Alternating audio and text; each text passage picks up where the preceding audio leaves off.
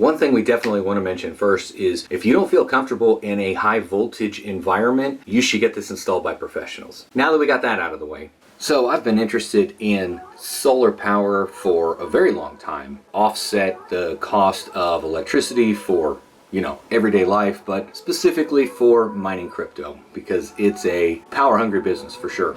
Not to mention having a backup when the lights go out, because in my neighborhood, if you fart wrong, power's out for a week. So I wanted to make a beginner-friendly guide, I guess, on solar power, specifically hybrid power, not an on-grid or grid tie system, because that's what I have and that's what I use, and that's what I'm gonna talk about.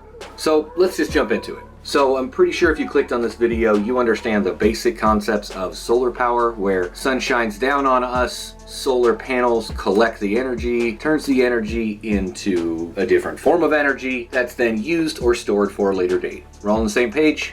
Great. My panels are set up in series parallel. So these are my solar panels.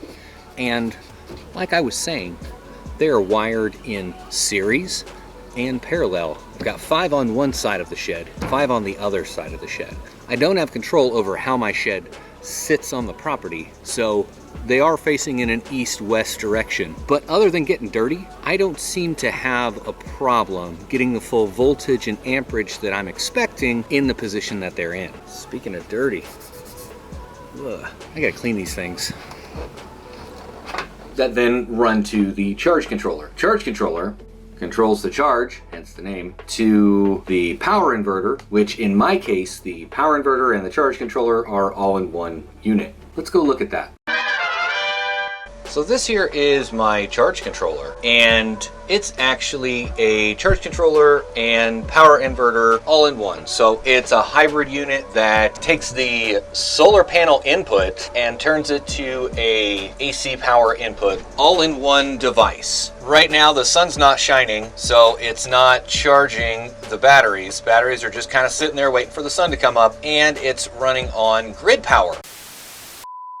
Sit rep, it's a little later in the afternoon, and you can see that we are actually charging on solar now. So panels are going into the battery. We're still running the miner on grid power. You can see kind of a cloudy, crappy day out right now. A little bit of something's better than a whole lot of nothing, I guess. Why did we set it up this way? Well, a couple of reasons. One, I want to be able to have a whole battery backup, kind of a failover for primary circuits within the house. Also, I didn't want to rely on just the solar system to keep everything up and running. I wanted it to offset the cost of what I'm actually using it for, which is, or shall I say was, mining crypto.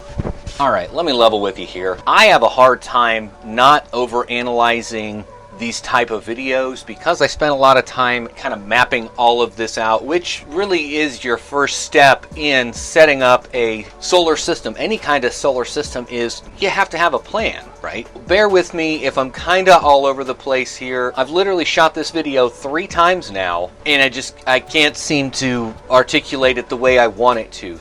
So let me just dive into this a little further then. So we have the cables coming from our solar panels that are going to a dedicated breaker. I believe these are 8-gauge PD wires. We also have a 30 amp input from the grid. And we've got a 20 amp output to whatever we're powering it with. Now I've got this running to a dedicated PDU. So really we can plug in, you know, whatever we want to it. Right now we've got just the Doge miner going. And then of course, equally as important, we have the output to our battery banks. Negative goes straight to the batteries. Positive goes down to another breaker. I've got a 100 amp breaker here. So this will help to stop us from overcharging the batteries. Now, I hear you saying it. I hear it. I can hear you.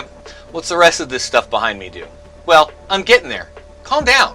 So I quickly realized that I was under the impression it was a 40 amp controller. It's actually a 25 amp controller. So I outgrew this one real quick. Does the power inversion very well. Instead of buying a whole new system to fully take advantage of all the panels that I have, I just added an extra charge controller. So the second charge controller, I actually read the listing a little bit better and got what I needed. So this can handle a full 60 amps in solar power coming into the device. All of this is on a 220 volt output. Let's talk a little bit about the batteries now. So please don't mind how dirty they are. They've been out here for quite some time. These are actually sealed lead acid 12 volt batteries that came out of a decommissioned data center. The data center basically used these like a giant UPS. So when the power would go out, these would keep the location running before generators kicked in. Now I've got these tied series parallel. So one battery is tied to another battery. So the negative from one ties to the positive of another. And then you can see all the negative strings tied together. All the positive strings are tied together. And we do that throughout the entire battery bank, as well as this battery bank down here. And this is actually what I started with. These are only 10 SLAs. Also, please excuse my horrible cable management skills here. Like I mentioned before, the primary controller is only a 25 amp controller. This is how I set up the panels for the one controller, and then here's how I set up the panels for the rest of the system. Thank you for watching, and I hope you enjoyed this video. Click over here for part 2 where we talk about monitoring and management.